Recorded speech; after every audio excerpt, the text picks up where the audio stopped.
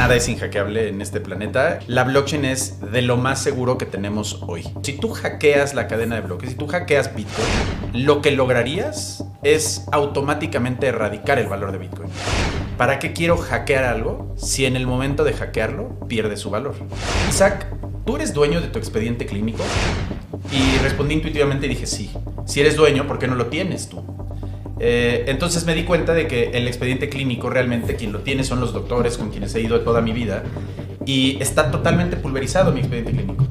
Blockchain puede hacerte dueño, verdaderamente dueño, de lo que creías que era tuyo desde un principio. La tecnología no es buena ni mala. Las acciones de la gente son las que son buenas o malas. Hoy en Antes de Morir, una masterclass imperdible. Nos acompaña Isaac López, abogado experto en Derecho Corporativo y Regulación de Criptoactivos, fundador de Layer 2 y cofundador de Legit. Isaac es una de las voces más influyentes del ecosistema Legal Tech en México. Con más de 13 años asesorando a startups, fondos y empresas de tecnología, nos acompaña a entender con ejemplos reales qué es blockchain, cómo funcionan los contratos inteligentes y por qué la tokenización ya está transformando industrias, incluyendo la de las herencias y los testamentos. Prepárate para aprender y cuestionar y pensar en tu legado desde una nueva perspectiva. Isaac, para entrar en contexto, ¿qué es cadena de bloques? ¿Qué es blockchain?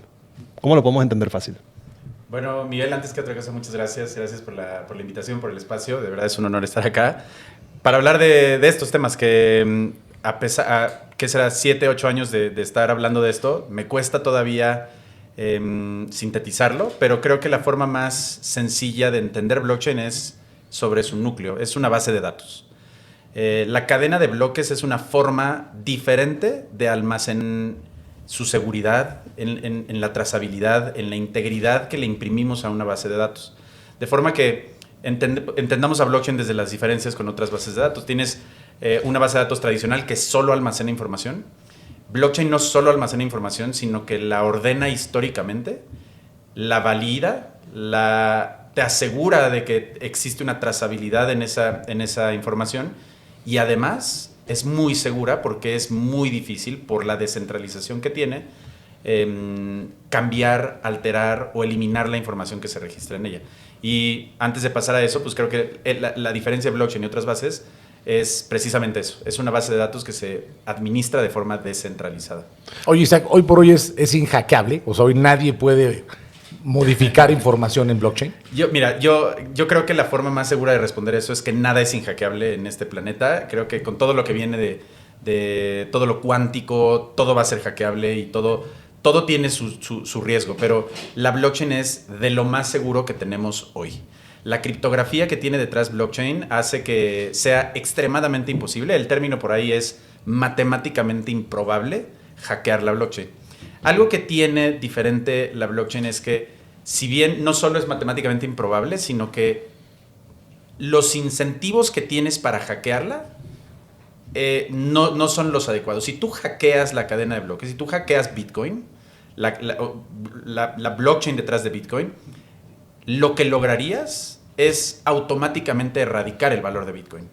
¿Para qué quiero hackear algo si en el momento de hackearlo pierde su valor? Entonces, eso sucede, por ejemplo, con Bitcoin, pero quisiera yo hackear una blockchain que se utilice para el registro público de la propiedad. Bueno, sí hay incentivos para hacerme de una casa, ¿no? Registrarme como propietario de una casa. Pero realmente el incentivo funciona igual que con Bitcoin. Si la gente ya no confía en el sistema, la gente no confía en el registro, mi registro ya no tiene valor. Fíjate que cuando hablamos del tema de blockchain y lo manejamos en distintas audiencias, perdemos a la audiencia porque el tecnicismo lo espanta. Sí. Hay un ejercicio, un ejemplo que puedas ponerlo muy sencillo para que nuestra audiencia lo entienda más claro. Te das cuenta, blockchain? un almacenamiento de datos general, digamos, cómo se hace, poniéndolo en las palabras y en los términos más simples posible, y qué diferencia tiene blockchain a ese almacenamiento, digamos, común. Sí, y no creo que no me tengo que ir muy lejos para acudir a ejemplos básicos para entender esto. Blockchain nació como un mecanismo para erradicar o cuando menos transformar el sistema financiero tradicional. Y suena complicado, pero realmente es un caso de uso muy sencillo. Hoy todos tenemos todos confiamos en nuestros bancos y que nuestros bancos tienen un libro contable donde tienen anotado cuánto dinero tengo y cuánto dinero le debo. Y tiene el mismo libro para Juan Carlos y tiene el mismo libro para ti, Juan Manuel, tiene el mismo libro para Miguel.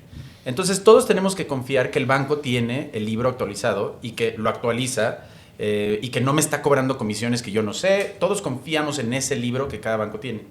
Y ese libro está de forma centralizada. El banco, confiamos en que el banco lo está administrando de forma honesta, ¿no? Pero, ¿qué pasa si queremos erradicar al banco? ¿Qué pasa si queremos transformar el sistema financiero y quitar a los bancos de la ecuación? Porque son bad players, porque no confiamos en ellos, porque ya tuvimos una crisis hipotecaria muy adjudicable a ellos, por lo que quieras, gustes y mandes, ya no queremos confiar en los bancos. No queremos confiar en su libro contable, en su base de datos.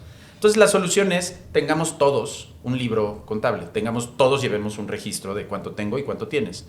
Digamos, nosotros 4, por ejemplo. Nosotros 4. En vez de estar todos en el mismo banco, nos salimos. Yo tengo un libro contable donde tengo información de ustedes 3. Exacto. Y cada uno de ustedes exactamente lo mismo. Actualiza.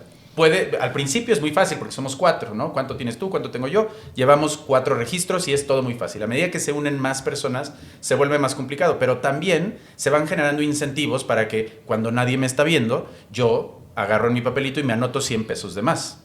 Entonces, o 500, o 1000, o me alío contigo y digo, ¿por qué no tú y yo nos anotamos 1,000,000 de más y nos dividimos? Y le damos baje a estos 2 onzos. El botín, sí. ¿no? Entonces, ahí está el problema de la descentralización. Esto que acabamos de platicar es una base de datos centralizada. ¿Qué le hace falta? Le hace falta seguridad. Que entre todos estemos seguros de que todos te estamos diciendo lo mismo. Y ahí entra un mecanismo muy complicado que no voy a entrar yo, ni siquiera lo puedo explicar yo, que se llaman los protocolos de consenso. ¿Cómo nos ponemos de acuerdo de que todos tenemos la misma información? Y piénsenlo como es cualquier mecanismo. Piensen, el ejemplo más sencillo es el spam, el CAPTCHA, ¿no? Cuando nosotros resolvemos, cuando estamos tratando de entrar a una plataforma, no sé, una página Facebook, web, o Spotify, lo que sea, muchas veces la plataforma nos dice: ¿eres un humano? Eres un humano, y nos pide que resolvamos ¿cuántos semáforos hay? ¿Cuántos autobuses hay? ¿Cuántas motos ves? Exacto. ¿Cuántas bicicletas? Y eso, y resolvemos, pero no nos detenemos a pensar por qué lo estamos haciendo. Estamos demostrando que somos humanos, pero en el fondo estamos demostrando que somos honestos. Y entonces, un ejercicio así, muy similar, sucede en blockchain. Le llaman la minería. Y las personas que están participando ahí, los Migueles, Isaacs que están participando ahí, están cada vez tratando de resolver un problema para demostrar que es honesto y que la información que tienen en su papelito coincide con la de los demás. Ese creo que es el ejemplo.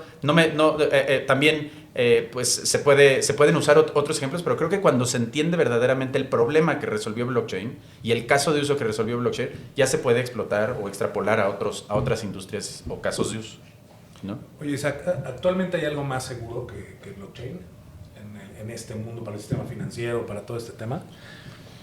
Seguramente sí. Blockchain se compone de varias tecnologías. Blockchain no es como una tecnología en sí. Pero una tecnología en particular que compone a blockchain se llama la criptografía asimétrica, que es algo que usamos en la firma electrónica del SAT. O sea, suena como algo de estos tecnicismos que asustan a la gente, pero lo usamos día a día cuando facturamos, cuando alguien nos factura o cuando vamos al restaurante y les pedimos nuestra factura. Ahí están usando criptografía asimétrica, ¿no? Es una tecnología que cifra la información de forma que solo la puede descifrar quien tiene las llaves para ello. Entonces, la criptografía asimétrica es extremadamente segura. Hackear o alterar la información derivada de la criptografía asimétrica es matemáticamente improbable. No imposible, es matemáticamente improbable. Lo curioso de esa frase es que cuando un matemático te dice es matemáticamente improbable que lo logre, le dices, oye, pero ¿qué tan probable es? Nada, tiene que estar 55 años haciendo fuerza brutal para eso. No, bueno, ¿quién va a estar 55 años haciendo? Por eso hablabas de lo cuántico, ¿no? Correcto. El cuántico podría recortar ese espacio. Pero regresamos a tu conversación. Y la criptografía asimétrica es extremadamente segura, pero todavía hay mecanismos más seguros. Por ejemplo, los grandes exchanges de criptomonedas, o las grandes plataformas de criptomonedas y de blockchain, y todos estos operadores que lidian de una o de otra forma con criptos, todavía llevan eso más seguro. Y almacenan las llaves hagan de cuenta, en una USB, y esa USB van y la meten a un búnker, y ese búnker lo ponen protegido por 700 militares, y venden una solución de seguridad institucional militar, ¿no? Entonces, Ok. blockchain acompañado de ese tipo de infraestructura se vuelve todavía mucho más seguro de lo que ya es. Oye, para efectos prácticos, ¿para qué sirve la blockchain? Además de lo financiero, o sea, para la gente que nos escuche, güey, pues yo no voy a comprar ni bitcoins, ni voy a hacer ni más, ¿para qué me sirve la blockchain? Fíjate que hay un ejercicio que me gusta mucho hacer, que es ¿para qué sirven las tecnologías? ¿No? Porque es esencialmente lo que Sí. estás preguntando. Y me gusta hacer un ejercicio, porque sobre todo en capacitaciones que he tenido, por ejemplo, la fortuna de capacitar a funcionarios de la CNBB, a la Asociación de Bancos de México y demás, y luego hay que partir de lo más básico y es, oye, ¿para qué sirve la rueda? No, pues la rueda sirve para transportar de forma más fácil una persona o un activo de un lugar a otro. Oye, ¿para qué sirve el Internet? No, pues el Internet sirve para conectar personas de forma más fácil. Oye, ¿para qué sirve la inteligencia artificial? No sé si ustedes quieren ahí sumarle. ¿Para qué creen ustedes que sirve la inteligencia artificial? Tiene muchas definiciones, hacer las cosas más fáciles, complementarnos para avanzar. Para avanzar, para hacer las cosas más fáciles, lo dijiste al principio. Y creo que una forma de responderlo es, la inteligencia artificial sirve para emular la forma en que funciona el proceso cognitivo del humano en una máquina, ¿no? Y a través de eso, hacer las cosas más fáciles. La blockchain creo que tiene una respuesta igual de fácil. Es para descentralizar.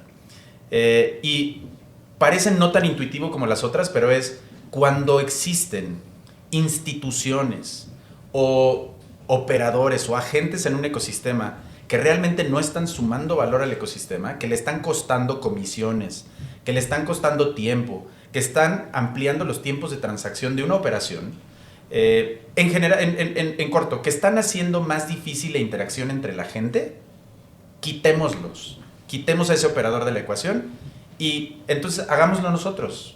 Quitemos al operador que nos está quitando tiempo, dinero y nos está metiendo costos y hagámoslo nosotros. Descentralicemos esa institución. Funciona para seguros, funciona para banca, funciona para notarios, funciona para abogados. Entonces, porque los abogados cuando nos ven como una figura que añade fricciones a las relaciones en las personas, lo intuitivo es, pues quitemos al abogado. Exacto. Eso está haciendo blockchain. Maravilloso. Hay una, ya hemos hablado de ello, has nombrado algunas cripto, pero ¿blockchain y criptomonedas es lo mismo? No, creo que van en la misma sopa, o sea, definitivamente están en el mismo plato. Mira, usando esa analogía, blockchain es el plato, las criptos son la sopa, ¿no? Blockchain es la infraestructura, la tecnología, los criptoactivos son los insumos de la tecnología, la carne que se necesita para que la tecnología funcione. Es la carretera y los coches que transitan en ella. Hay gente que piensa que la criptomoneda es una trampa y está bien, porque pues tiene muchas formas de verse, aun cuando ya lo invitamos a informarse un poco. Pero al castigar a la criptomoneda estás castigando tácitamente también a la blockchain. Entonces, definitivamente. ¿Cómo se puede separar brevemente estos dos conceptos para que también la gente sepa? Tú lo acabas de decir. Una cosa es la autopista y otra cosa son los autos que van sobre ella. Sí, el plato y la sopa, la autopista y los Sí, coches. sí. Pues creo que es importante, desde la cancha jurídica, que es en la que yo me muevo muchísimo, hay un principio que me gusta muchísimo que se llama el principio de la neutralidad tecnológica. Y los que son abogados, e incluso los que no, se van a encontrar ese principio en varias leyes de este país, de México. Está, por ejemplo, en la ley FinTech, está hasta en el Código de Comercio, este principio de neutralidad tecnológica. ¿Qué significa? Es, la tecnología no es buena ni mala. Y cuando nos aproximamos a una tecnología tenemos que ser neutrales a cómo la analizamos. No es buena ni es mala. La gente es la que es buena o es mala y sus acciones es la que es buena. Las acciones de la gente son las que son buenas o malas. De forma que el martillo o la pistola Sí, no mata a nadie. malos La pistola no en sí mata a mismos. nadie. La persona que toma el martillo o la pistola para matar a otra persona es la persona está haciendo una acción incorrecta. Y entonces creo que ahí nos aproximamos a la respuesta en la tecnología está ahí para hacer su función de descentralización, de eliminar y hacer más eficientes Trámites. muchos procesos. Sí. Pero las criptos son parte de esa tecnología, pero lo que hace la gente con ellas, eso es lo que tenemos que juzgar. Ahí está el juicio de valor. Y si la gente lo está haciendo para una pirámide, para estafas, para lo que quieras, pues es la persona lo que está haciendo algo mal con la tecnología, pero las criptos en sí mismas no son ni buenas ni malas. ¿Hay algún otro sector donde, entendiendo que está los autos, que son las cripto que van en la autopista de la blockchain, ¿Corre algo más sobre esa autopista que esté ayudando hoy día al mundo a hacer las cosas más sencillas? Sí, definitivamente. O sea, creo que mi primer contacto con la blockchain, por ejemplo, fue en un caso de uso que no tiene nada que ver con lo que acabamos de platicar. Fue por ahí del 2018, cuando me invitaron a ser parte de un proyecto que era blockchain para el expediente clínico electrónico, ¿no? En ese entonces yo no sabía ni qué era el expediente clínico ni qué era blockchain, ¿no? Pero sonaba interesante. Ni qué era electrónico. para lo que me habían invitado. Sí. Y entonces me di cuenta, me invitaron a esto a través del problema. Me dijeron, Isaac, ¿tú eres dueño de tu expediente clínico? Y respondí intuitivamente y dije, sí, ¿no? Soy dueño de mis datos. Me dijeron, no, eso no te preguntamos si eres dueño de tu expediente clínico. Dije, sí. Dije, ¿dónde está? Si eres dueño, ¿por qué no lo tienes tú? Entonces me di cuenta de que el expediente clínico realmente quien lo tiene son los doctores con quienes he ido toda mi vida y está totalmente pulverizado mi expediente clínico. Y entonces me di cuenta de que no era dueño de mi expediente clínico y me dijeron, blockchain puede resolver eso. Blockchain puede hacerte dueño, verdaderamente dueño, de lo que creías que era tuyo desde un principio. Y entonces el expediente clínico se vuelve un criptoactivo. Es un coche que está corriendo por la carretera blockchain.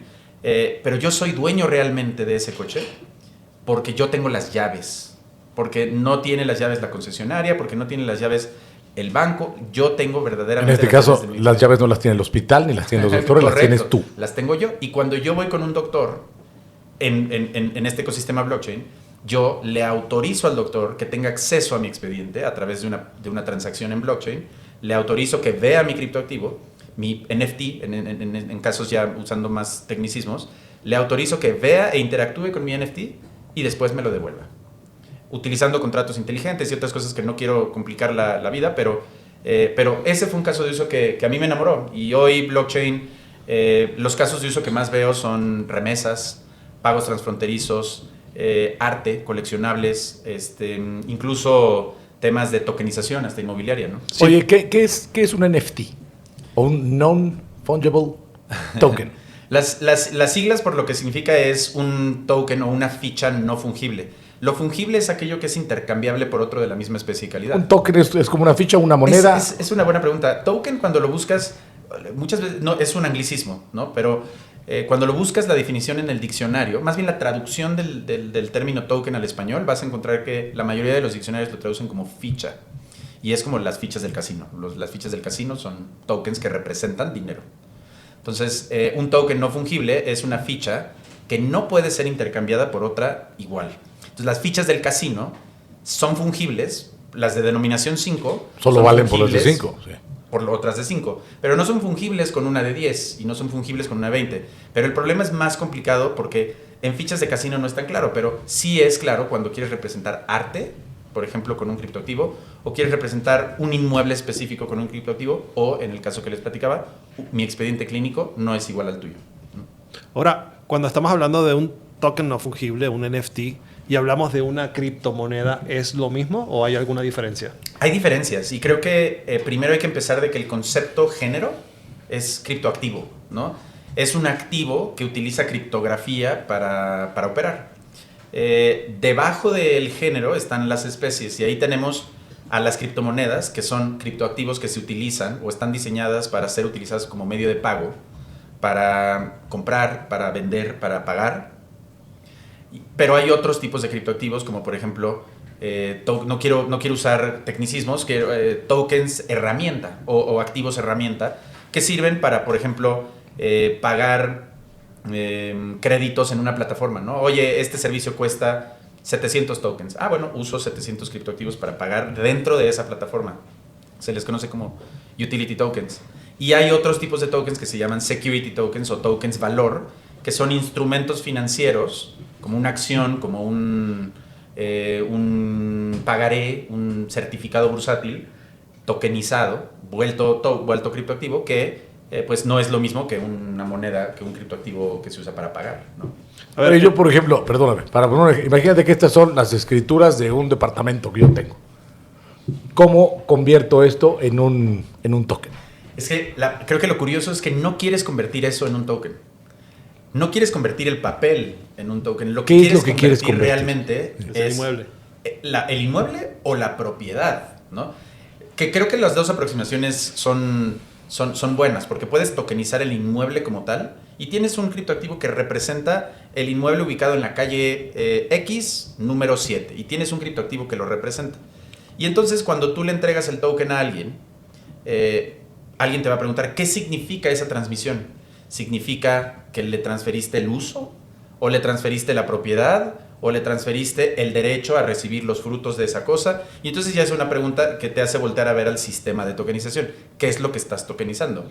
¿El inmueble o la propiedad respecto de lo mismo, ¿no? Antes de irnos a la tokenización, te preguntaba hace un rato, NFT y Bitcoin, ¿es lo mismo?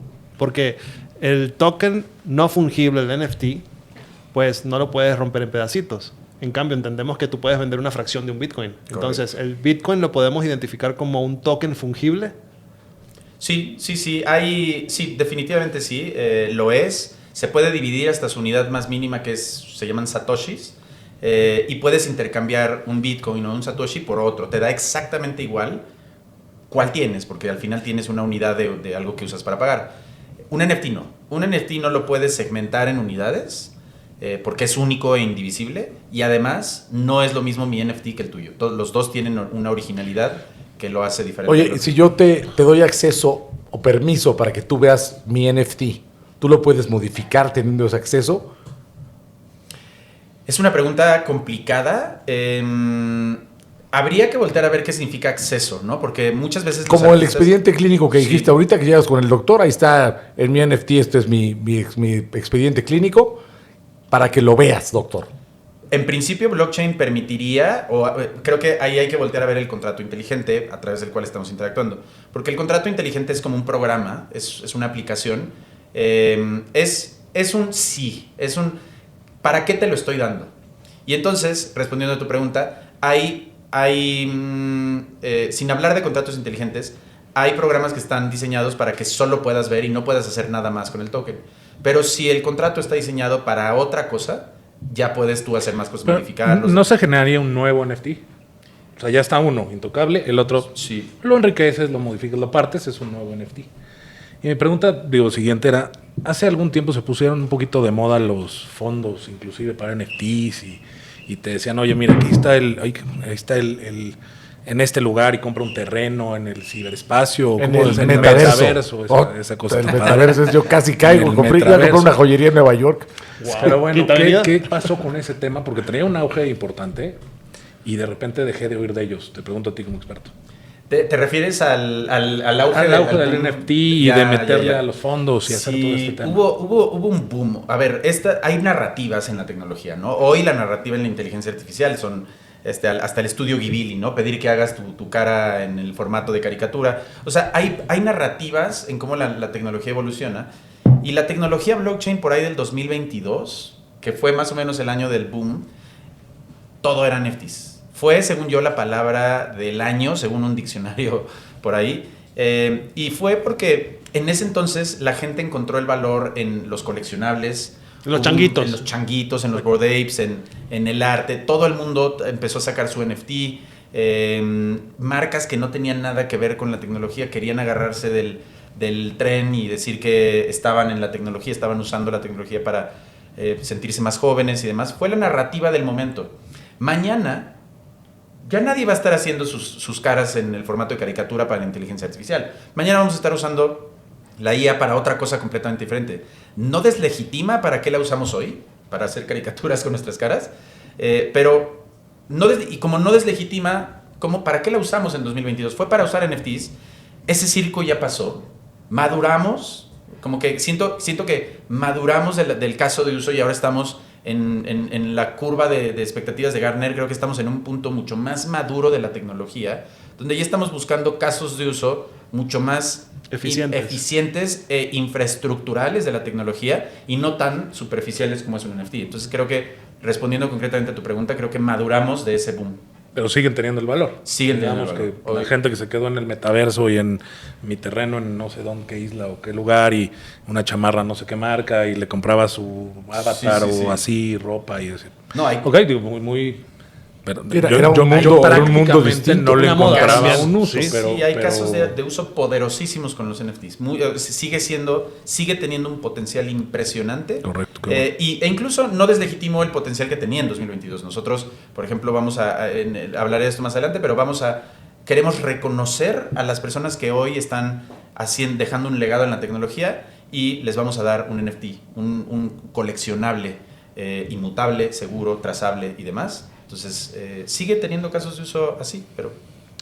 Un caso de uso digamos, dame 3 ejemplos de para qué se usa en NFT. Ya hablaste del expediente clínico, pero otros, para que realmente podamos abrir la conversación a entenderlo mejor. Mira, un caso de uso bastante claro es en el ecosistema del real estate, de los inmuebles, ¿no? Ahorita estamos hablando de tokenizar inmuebles, lo que significa tokenizar o digitalizar el registro público inmobiliario, de forma que en lugar de llevarlo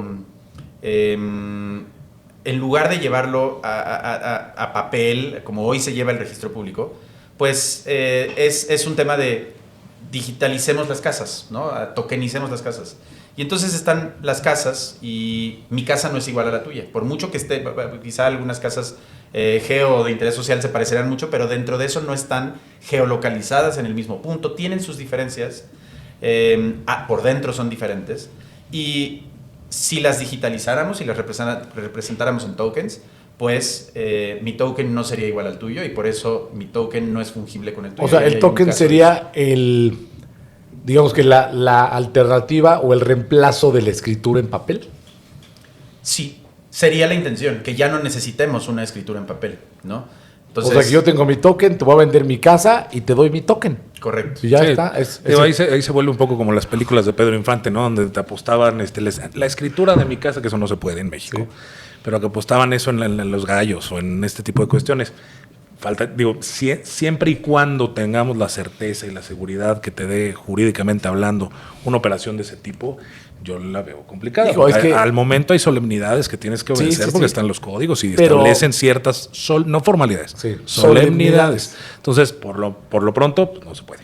Por lo pronto se puede, pero Tendría que llegar un momento en donde sea o la sociedad hijo, el legislador considerara que es lo suficientemente seguro para poder empezar a hacer eso, y entonces yo ahorita te cambio como si fueran tazos, te cambio mi casa por la tuya, o te la doy y te la regalo. Actualmente no se puede. actualmente no se puede, pero estaría interesante porque el quitar de en medio a, digamos, autoridades o a figuras solemnes, etcétera, etcétera, también quita de en medio mucha incertidumbre y mucha trampa.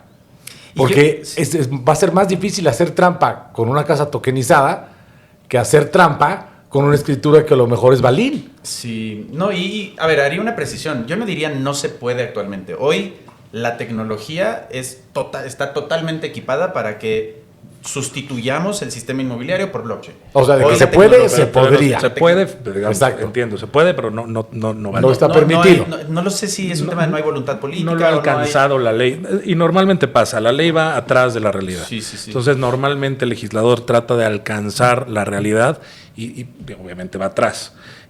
Pero pues, hasta el momento no puedes jurídicamente hacer eso. O sea, yo no te puedo hacer un token de mi casa y ahí págamela. está. No se puede, correcto, porque la ley no lo permite. Aunque se pueda, Aunque es posible. técnica o tecnológicamente, Tecnológicamente. jurídicamente no es posible. Exacto. Ahora, este concepto de justicia digital, que creo que se está abriendo la conversación en México al respecto de facilitar o eficientar los procesos digitalmente, que hoy día son análogos. Por ejemplo, te hago una pregunta. Una partida de nacimiento, un acta de defunción, un testamento, ¿podría ser un NFT?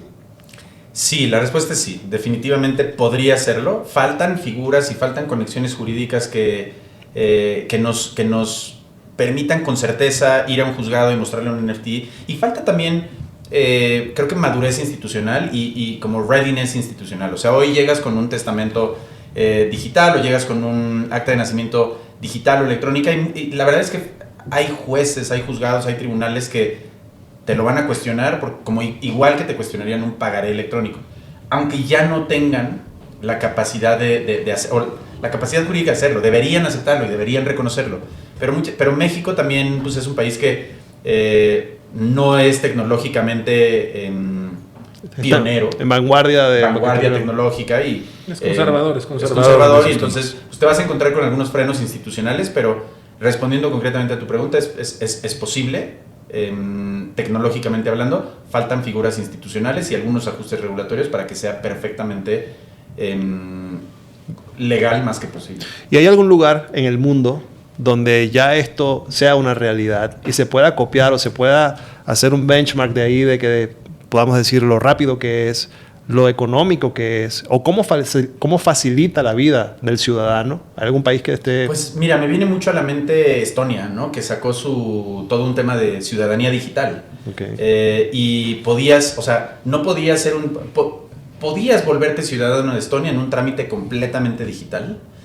No tendría sentido que ellos dijeran somos una ciudadanía digital o estamos ofreciendo una ciudadanía digital, pero ven a tramitarla aquí a la oficina X. No, es un trámite completamente electrónico y digital, y Estonia se posicionó durante mucho tiempo como un líder y vanguardia en trámites gubernamentales o burocráticos digitales. Entonces, una vez que tenías tu ciudadanía, ya podías iniciar toda una serie, abrías una cuenta bancaria, abrías un montón de cosas a través de un trámite digital. Y creo que Estonia lo hizo muy bien en un principio.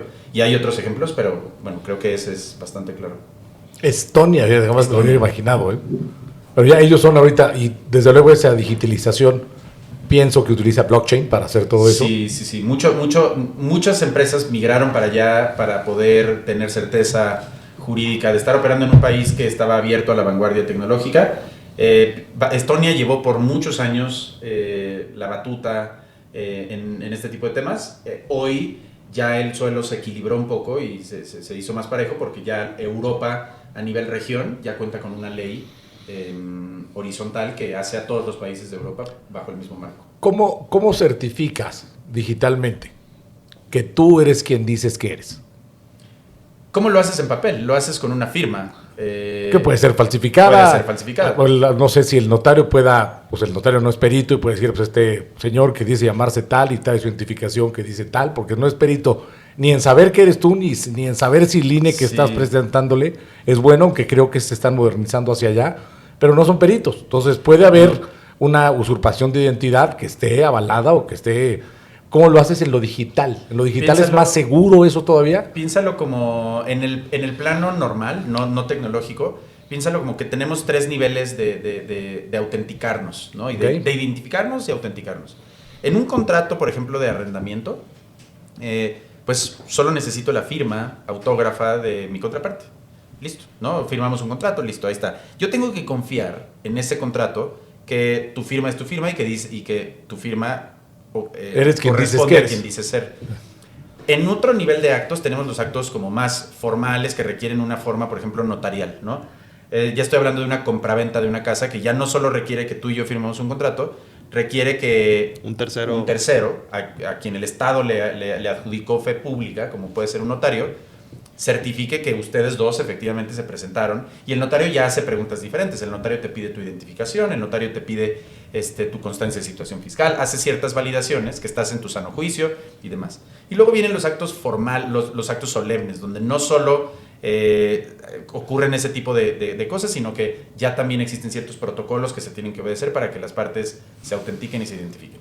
Habiendo dicho eso, en un trámite digital, ¿cómo certifico que soy quien digo ser en un entorno digital? Pues a través de mi firma electrónica. Hoy, para interactuar con blockchain, o sea, el primer paso que una persona tiene que hacer para interactuar con blockchain es tramitar una llave, ¿no? O una billetera. Una wallet. Una wallet, que es mal llamada billetera porque no guarda billetes, guarda llaves, ¿no? Entonces, tramitas tu wallet, que el término correcto como debería ser llavero. Uh-huh. Y ahí guardas tú tu llave privada, que esa no se la debes dar a nadie, esa es solo tuya, esa es la parte de la criptografía simétrica con la que hablábamos al principio. Y en entornos digitales te certificas y te autenticas a través del uso de tu llave, ¿no? Entonces, si yo quiero firmar un original, si yo quiero decir si yo fuera Picasso y quisiera decir este es un Picasso, pues firmo con mi llave digital, que es 10 veces más segura que la firma autógrafa, y así certifico que pues soy quien digo ser. Ahora a mí me surge una duda como colega, y es un tema de Aquí en México sabemos que por cierta reglamentación, sobre todo hacendaria, hay firma electrónica avanzada, hay comercial, etcétera. Pero tú como colega sabes la existencia de algún tratado internacional o alguna situación en donde las personas, porque aquí en México puedo yo tener mi firma electrónica que me tramita el SAT, pero yo voy a querer comprar algo en Estados Unidos ahora con la globalización, o en Canadá, o en Europa, y esa firma les da igual, porque no tienen el registro con qué checarla.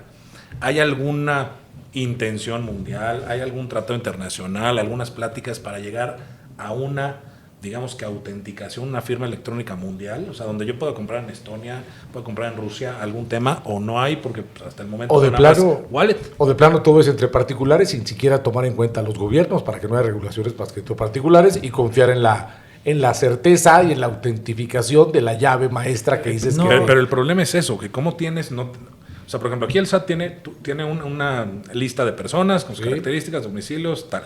Y tiene entonces una firma para ti.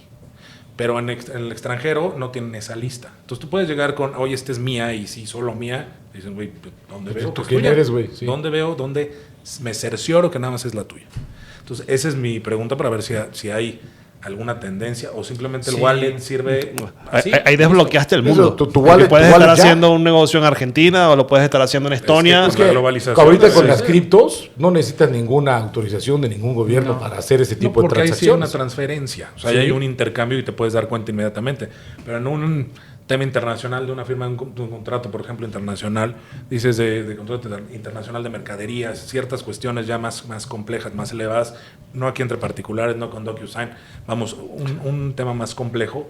No sé, hablando ya de criptos y de NFTs y todo este tema, si hay una forma de autenticar que la persona es quien lo firma. Es una gran pregunta y ahorita mientras planteaban creo que se me ocurrieron tres respuestas que también son tres dimensiones. A nivel internacional existe una organización que se llama la UNCITRAL. Nunca me he aprendido el acrónimo en español, pero es algo así como CNDUMI. Es una organización de las Naciones Unidas que propone leyes a nivel internacional para tratar de estandarizar y unificar las leyes en todo el mundo. La UNCITRAL en el 2000 propuso lo que hoy tenemos en el Código de Comercio relativo a firmas electrónicas y autenticación en entornos digitales. Y hoy en México, como en muchos países del mundo, adoptamos esa recomendación de UNCITRAL y hoy muchos países tienen ese estándar de cuándo una firma electrónica es válida. Entonces, en México ya tenemos la infraestructura, sin duda alguna, para darle validez a una firma electrónica. Sin duda alguna, y quien diga que no, se quedó 25 años atrás. Luego, y tienes la certeza de saber que todos los países que absorbieron la UNCITRAL van a tener el mismo tratamiento porque lo hicieron El tema es que haya comunicación entre los países. correcto. Eso sí, la verdad es que no creo que exista. O sea, sí, como bien dices, se reforman varios códigos y la legislación mercantil de varios países para incluir la firma electrónica. Correcto. México obedece el tratado, entra, modifica, hace las reformas, pero si no se comunican entre los países, ahí es donde viene el tema. Sí. Oye, ¿y qué pasa si me muero y mi firma digital, pues ahí sigue y alguien más la usa porque alguien más tiene mi llave? Es algo crítico. Es un problema. Sí, sí, Llora. sí. A ver, creo que hay que alinear varias instituciones aquí. O sea, a ver, hoy es un problema que sucede que no están alineados el registro civil, que es el que lleva el registro de nacimientos y de funciones, con el SAT, ¿no? Que es el que da las firmas electrónicas. Entonces, muchas veces una persona puede tener una firma electrónica emitida por el SAT, pero no le comunicó nadie al registro civil que murió y esa persona sigue facturando. Entonces, es un problema porque votando. Entonces, mientras no exista una comunicación interinstitucional que centralice todo esto o logremos descentralizarlo a través de identidad descentralizada, pues vamos a resolver ese problema. Porque hoy, como bien dices, hay gente que ya murió hace un montón, sigue votando, Y sigue usando su firma sigue electrónica. facturando. Sí. Tengo dos preguntas. ¿La firma electrónica va en blockchain? La firma electrónica va en blockchain. ¿La del SAT te refieres a la de Sí, aquí? la del SAT, exactamente. ¿Va por blockchain? No, está centralizada completamente. Perfecto.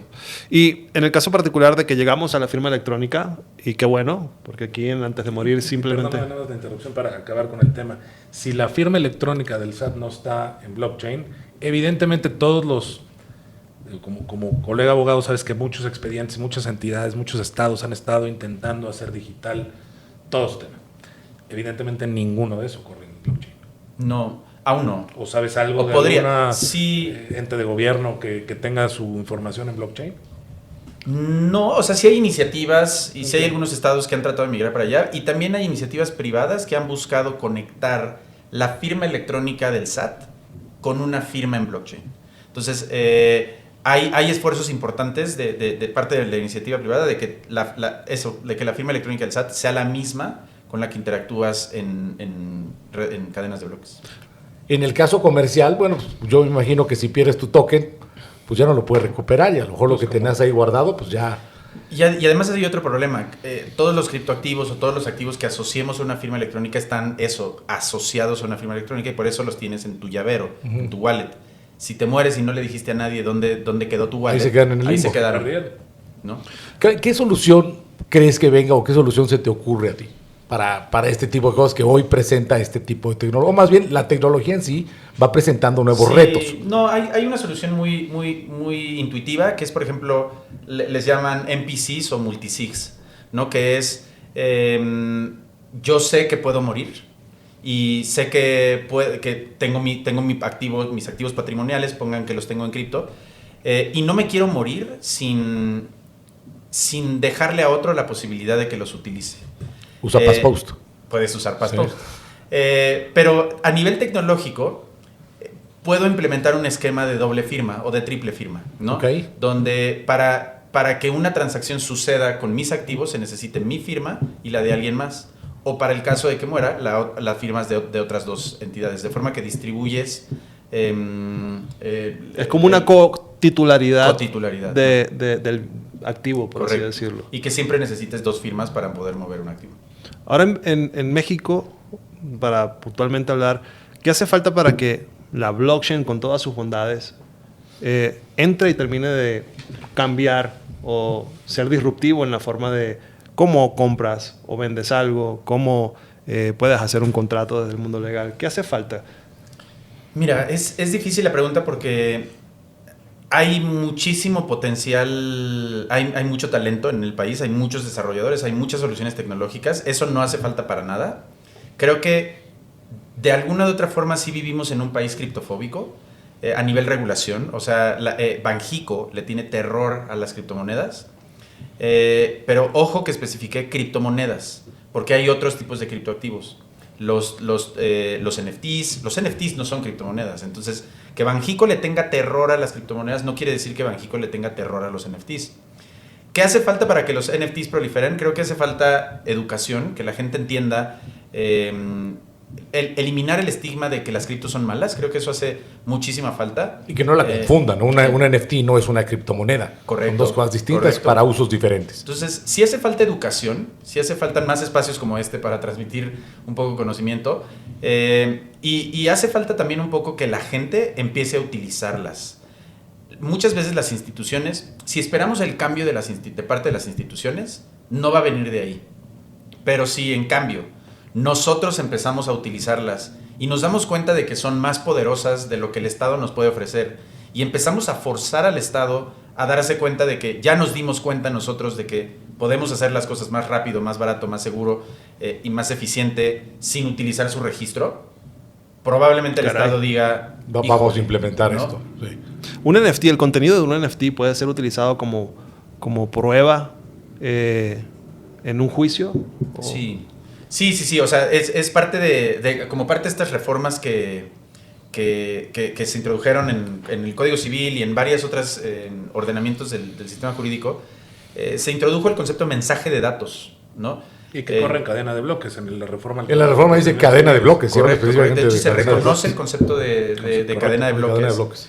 Entonces, hoy México está completamente equipado para darle realidad a eso y poder usar un NFT como prueba. Hoy, jurídicamente, estamos muy bien equipados para eso. Falta que la gente empiece a usarlo. ¿Sabes qué? Me parece muy curioso que muchas veces, hablando con abogados, los abogados somos los primeros en detener la innovación, porque muchas veces te dice el abogado laboralista, oye, fírmame el contrato laboral, y le decimos, perfecto, firma electrónica. Híjole, es que el tribunal no, es más, la va a hacer de tos, ¿no? Mejor que te lo firme con la firma autógrafo, y si quieres, Ahí en paralelo que te firmen electrónico. Sí, ahí la verdad es que debería de ir entendiendo, o sea, nos ayudaría muchísimo para dar este paso, que las autoridades lo entendieran, que tengan la apertura para allegarse de esos elementos que les permitan tener certeza de que esa prueba vale por sí misma y que está probando lo que dicen que está probando. Actualmente, pues los jueces y bueno, ya no quiero decir después, pero actualmente es complejo el tema que un juez diga, híjole, te acepto un NFT porque, híjole, no entienden ni qué es un NFT. Por estos espacios son buenos y que nos explique gente como Isaac el tema, porque pues ahorita dicen, híjole, yo quiero una prueba de una firma de autógrafa tuya. No me sirve un NFT. ¿Por qué es más fácil? Porque no creo y cómo me cercioro. También falta en el foro es los abogados litigantes, el grupo de abogados litigantes que es nutrido. Falta también profesionalismo para ofrecer las pruebas y desahogar las pruebas, porque muchos nada más dicen, mira, actualmente, oye, me llegó este mail y aquí dice que sí aceptaste. Print es mi prueba. Claro. Y dices, no, campeón, así no se prueba, ¿no? O sea, no puedes llegar con una impresión a decir que es un correo. Tienes que darle certeza al juzgador de que es un correo con una pericial, con una serie de cuestiones adicionales para que el juez sepa y esté consciente y se convenza de que este documento provino de tu correo. Correcto. Si que no, no es tan fácil como probarlo en blockchain, porque en blockchain sí existe esa trazabilidad. Pero necesitas explicarle al juez Explicarle que al es juez. blockchain, necesitas llevar la computadora porque no tienes obligación de llevar los elementos para desahogar tus pruebas. Y entonces, pues que entienda y a ver cómo le explicas a un juez, que entiendo y son muy capaces, pero a lo mejor no siempre son muy tecnológicos. Sí. Entonces, que ese documento es en un NFT y que corre en blockchain, etcétera. Esa es la complicación fáctica. Y los jueces tienen muy poco tiempo para revisar cada expediente. Entonces, se van a lo que conocen y es un poquito lógico. Entonces, hay que llevarlos del brazo. Correcto. Poco a poco, hay que hacer conferencias, etcétera, para que vayan ellos relajándose un poco, porque si yo, muy innovador y muy creyente en blockchain y todo padrísimo, llego y le ofrezco una prueba así, me dice, güey, olvídalo, eso no es nada. Vas para atrás, entonces pues, no lo vuelvo a hacer, ¿no? Tráeme el email impreso. Tampoco soy tarado, sí. O sea, no es mi tema, no es, o sea, mi tema es defender a mi cliente, no empujar necesariamente la tecnología. Entonces, sí, pues hay que ir poco a poco enseñándole a la gente, no nada más a jueces, a autoridades de todo tipo, a particulares, a empresarios, que esto funciona y que funciona bien. A ver, una pregunta, porque te escucho hablar. Y pues tú decías hace un rato que el problema no es la tecnología, el problema es la gente, ¿sí? Y entonces ahora juntamos eso en lo que tú estás diciendo, que quizás quienes tienen en su poder valer que esto sea cierto o no conocen todavía mucho al respecto. Ok, pero entonces vamos a una realidad, ¿sí? Está una situación muy común cuando la gente fallece, que fallece no deja testamento, entramos en una sucesión intestada, ¿no? ¿Cómo puedes solucionar un NFT, una situación como esta? Digo, yo puedo decir, dejar un audio, dejar un video donde expreso mi voluntad y esa voluntad eventualmente, porque por como te escucho, no es un tema de que sirva o no sirva. Es un tema de que la gente se tiene que adaptar a este concepto. Y entiendo entonces, infiero que es un tema de tiempo. Quizás empujándolo un poco más ya sería más rápido, pero el NFT ya saliendo de la moda del 2022 y ya poniéndolo hoy como un activo más maduro, ¿cómo funcionaría en el tema sucesorio en términos de voluntades principalmente, para no hacerlo más complejo? Claro, creo que el primer problema que resuelve es mi voluntad, ¿no? Si ponemos el mi en itálicas, un NFT lo resuelve porque un NFT trae la firma electrónica que hemos venido hablando durante buena parte de la sesión. De forma que si una persona deja esa voluntad a través de un NFT, tenemos cierta trazabilidad y cierta seguridad de que eso lo dejó esa persona en la medida que tengamos certeza de que la firma de esa persona es quien dejó su voluntad. Entonces creo que resuelve ese problema, el problema de la autenticación de la persona. Deja también, resuelve también, bueno, el NFT esa voluntad es única, es de esa persona y no de alguien más, y no es sustituible por la de alguien más. Entonces, resuelve muchos problemas que se viven como en los procesos sucesorios, que son mucho de yo creo que mi papá o mi mamá hubiera querido esto. Yo creo que hubiera dicho esto, hubiera pensado esto. Pues podría un NFT resolver esa problemática, ¿no? Y podría dejar certeza de lo que realmente quiso una persona firmándolo en un recipiente como puede ser un NFT. Perdón la interrupción. Aquí yo lo que te diría es resolvería la situación. Porque mientras jurídicamente tengas que observar ciertas formalidades y es la legislación lo que prevé es un número determinados y especies de testamentos. Correcto. En una cuestión que se llama números clausus, que ya lo habíamos platicado. Solo son esos testamentos y ya, no puedes decir otra cosa. No es como Estados Unidos, que a lo mejor funciona muy bien. Hasta en tanto la legislación mexicana no prevea la posibilidad de dejar tu voluntad y que esté en un NFT y que cerciorándose de esa trazabilidad, de la autenticidad del documento, del concepto, de la Del voluntad, mensaje. no funciona. Por desgracia, no funciona. O sea, yo del otro lado... O sea, no se puede aplicar. Funciona, pero no se puede aplicar. Tienes ese audio, me vale que sea cierto, no tiene la solemnidad que requiere un testamento. Sí, como Es una tampoco pena, me puedo campeón. casar con Así es. blockchain, ¿no? No puedo yo... Ni unir una mi voluntad compraventa con blockchain. No se puede. Yet. O sea, es Todavía, posible, es a pero donde no vale. Estamos diciendo que ojalá vayamos para allá, Sí. pero todavía no vale porque hay solemnidades que la legislación establece. Isaac, ¿a esto le faltan años? ¿Le faltan décadas? Días. ¿Días? Creo que la pregunta es a la regulación. Como estamos, yo creo que sí le faltan Varios años. a que la tecnología sea capaz de hacer todo esto que estamos platicando. Estamos definitivamente mucho más cerca. No creo que estemos hablando de décadas. Yo creo que tanto blockchain como la inteligencia artificial están avanzando rapidísimo. Y así como estábamos hablando de NFTs en el 2022, ayer estábamos hablando de tokenización, hoy estamos hablando de stablecoins, y hoy el presidente de Estados Unidos está queriendo hacer de Estados Unidos la capital de stablecoins del mundo. Entonces, creo que eso va a ser y va a adelantar la regulación mundial cripto en todos lados. Cuando tienes al presidente de una de las naciones más poderosas del mundo diciendo voy a ser el país pionero en cripto, eso creo que adelantó muchísimo la regulación en muchos lados. Entonces, sí faltan años, pero no tantos como faltaban ayer. Y lo que estoy viendo es que depende de ciertas personas, nada más, que tienen el poder de decidir o de empujar legislaciones hacia uno u otro lado, como en este caso Trump, porque si no hubiera querido, pues esto nunca hubiera pasado, aunque la tecnología ya está lista, digamos, pues si no hay una voluntad jurídica para que pueda ser aceptado lo posible de la tecnología, pues no se va a avanzar. De acuerdo. Y el paso que dio Trump creo que también es importantísimo, que Trump se haya manifestado como el país que quiere ser el líder en los stablecoins. Sí, eso va a traer mucha innovación y muchos países probablemente van a tener que adaptarse precisamente a esta ola que les va a caer encima.